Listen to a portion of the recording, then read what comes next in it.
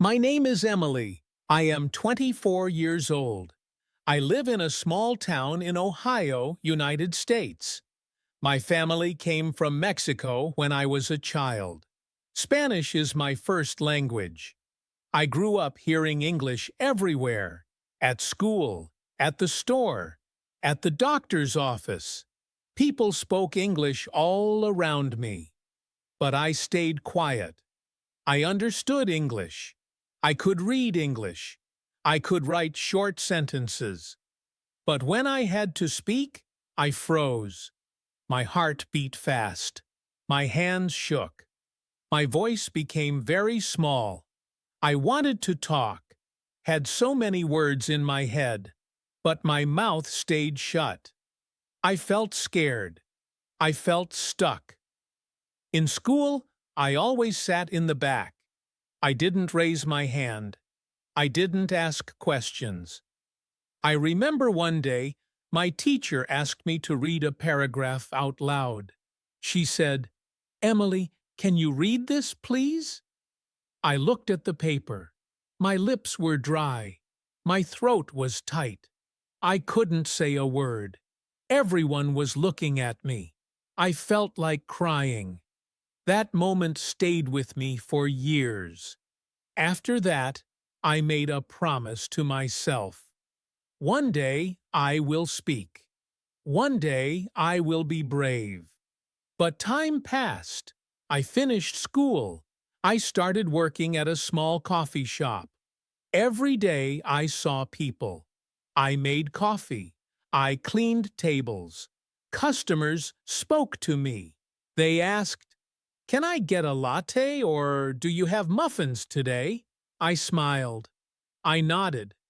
I said, "Okay," or "Sure." And that was it.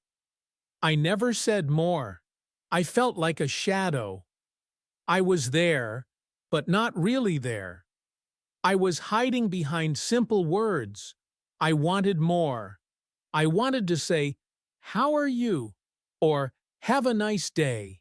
But I was scared. I didn't have anyone to practice with. I didn't go to English class. I didn't have English-speaking friends. I was alone. But I still had a strong desire. I wanted to speak. I wanted to change.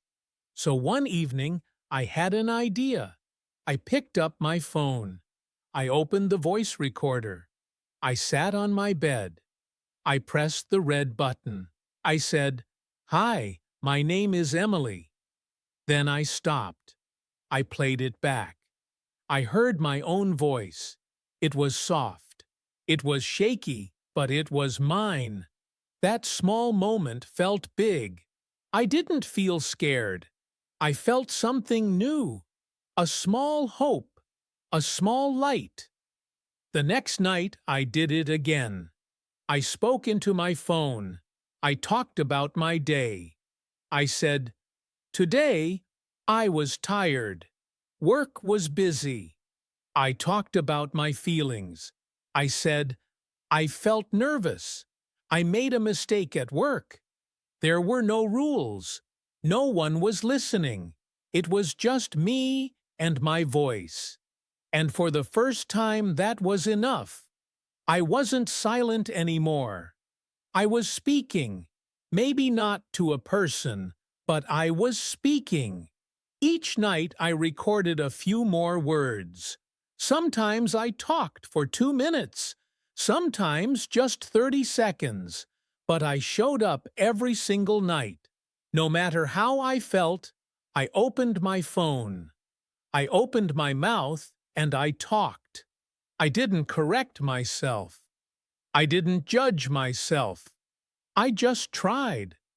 Slowly, I felt less afraid. I started to enjoy it. My voice got stronger. My sentences got longer. One night, I looked in the mirror. I smiled. I said, "Emily, how are you?" Then I answered, "I'm fine. I had a good day." I laughed. I felt silly, but also proud. I was doing something new. something brave. Speaking to myself became my practice. My alone time became my learning time. And I learned that speaking alone is still speaking. That was the beginning. That was when I moved from silence to sound, from fear to hope. It didn't happen in one day, but every day I took one small step. My room became my classroom. My phone became my partner, and I became my own teacher. After a few weeks of talking into my phone, I started to feel different. I was not fluent, but I was no longer afraid to hear my voice in English. I became curious. What else can I do? One morning I stood in front of the mirror. I looked at myself and said, "Good morning, Emily. How are you today?" Then I smiled and answered, "I'm a little sleepy, but I'm okay." It felt funny at first, like I was acting, but it also felt powerful. I was not waiting for someone to speak to me. I was speaking to myself.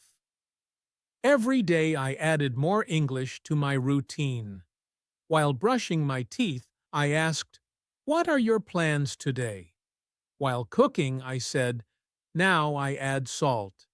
Now I stir the soup." While walking to work, I looked at trees and said, "The leaves are green. The wind is cold today." My life became a classroom. My voice became my practice. No one corrected me. No one laughed. And I kept going.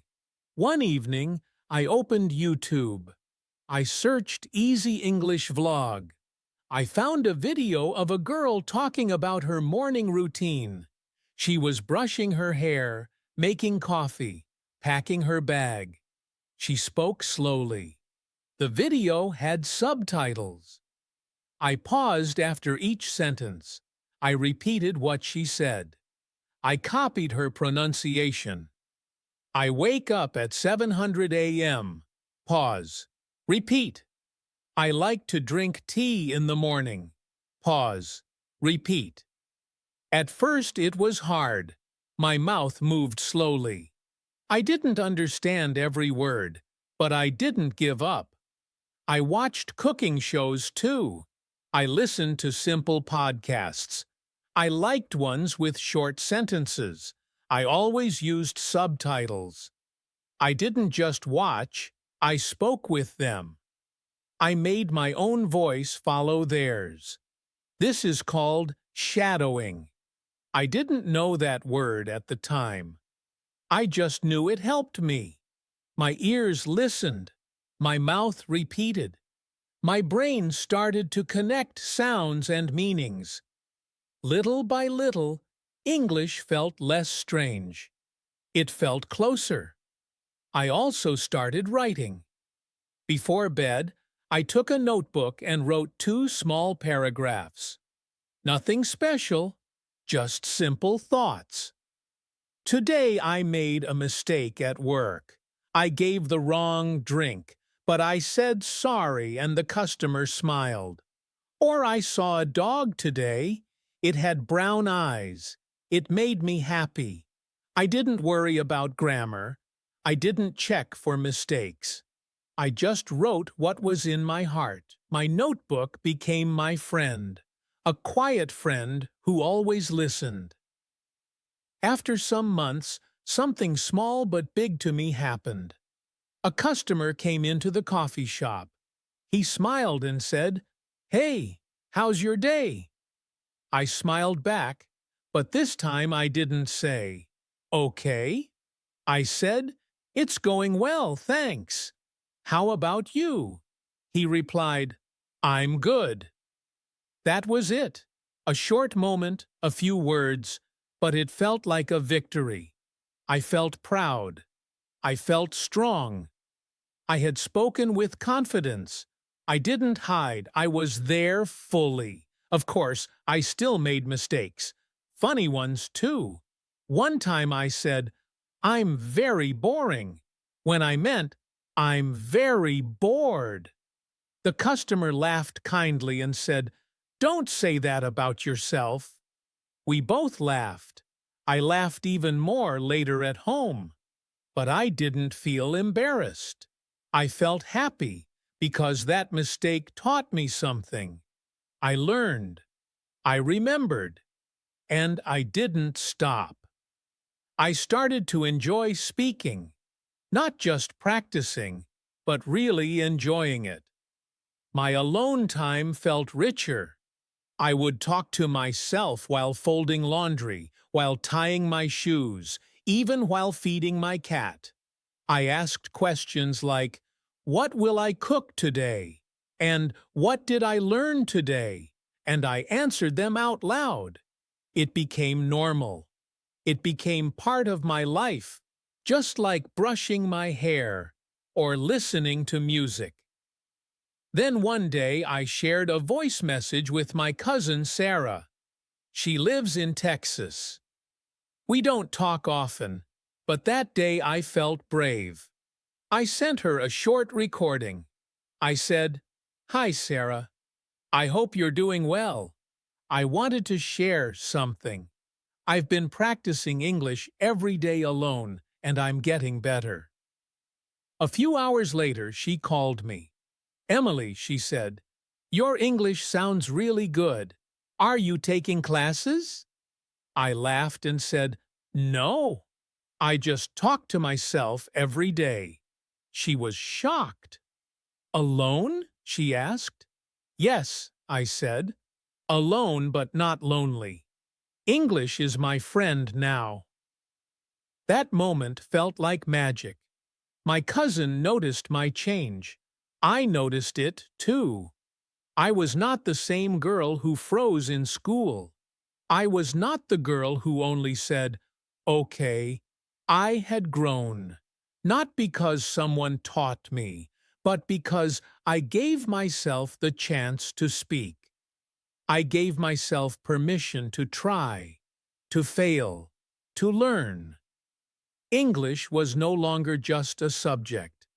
It was no longer just a fear.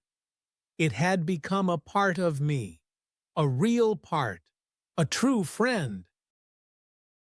One evening, after months of talking to myself, I looked in the mirror and asked, "Emily, what's next?" I had come far. I could speak without freezing. I could express how I felt. I could chat with customers at the coffee shop. But something inside me said, "It's time for more." My voice was ready for real people, not just reflections and recordings. I wanted to test it in the real world.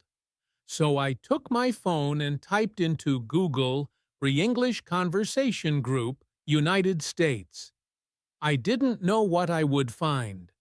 I just wanted to talk to someone face to face, not face to mirror. After a few clicks, I found something. A local group that met every Saturday in Columbus that was 2 hours away from my small town, but they welcomed new members. It was free and it was real. My heart started to race. Should I go? All week I thought about it. I felt excited and scared. What if I couldn't understand them? What if I froze again? But then I remembered every night I had practiced alone. Every mistake I had turned into a lesson. Every time I smiled in the mirror and said, "You can do this." So I said, "Yes, I will go." Saturday morning came. I woke up early. I wore my favorite sweater. I packed my notebook and a pen just in case. I got into my car and started the long drive. The roads were quiet. I spoke to myself the whole way. "Hi, I'm Emily. Nice to meet you." Again and again. "Hi, I'm Emily. I've been practicing English for a year." Again and again. I was preparing my voice like a runner stretches before a race. When I reached the coffee shop in Columbus, My hands were shaking. I saw people through the window laughing, talking, relaxed. My stomach turned. I sat in my car for a few minutes, holding the steering wheel tightly. A small voice in my head whispered, "You can leave. Just drive back." But a louder voice said, "You didn't come this far to stop now." What? I took a deep breath and walked inside. A kind woman saw me and smiled. "You must be Emily," she said. "Welcome." She gave me a name tag. I held it in my hand and smiled shyly. Then I joined one of the small circles. They were already talking. I listened first, then it was my turn. My heart pounded like a drum, but I stood up, looked at everyone and said, "Hello, my dear friends. I'm Emily. I've been practicing English alone for a year. Today, I want to meet real friends." There was silence. Then came claps, smiles, nods. I felt my face turn red, but my heart was glowing. We started chatting in pairs. Each pair had 5 minutes. My first partner was a man named Daniel. He asked me, "What do you do?" I said, "I work at a coffee shop. I love making lattes." Then I asked him, "What do you do?" He smiled and shared his story. We talked, really talked. It was not perfect. I paused sometimes. I repeated words, but it was real. It was alive. And I was part of it. For the first time, I felt the joy of a real conversation. It was not like talking to my mirror. It was not like shadowing YouTube. It was better. There was laughter. There were new faces. There was connection. I was not just practicing. I was communicating. And it felt like flying. After the group, someone said, "Hey, we have a Facebook page. We meet online every week, too. You should join." I said, "Yes."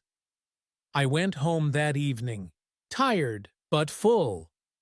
My voice had found a place in the world, not just in my room, not just in my notebook, but out there with others.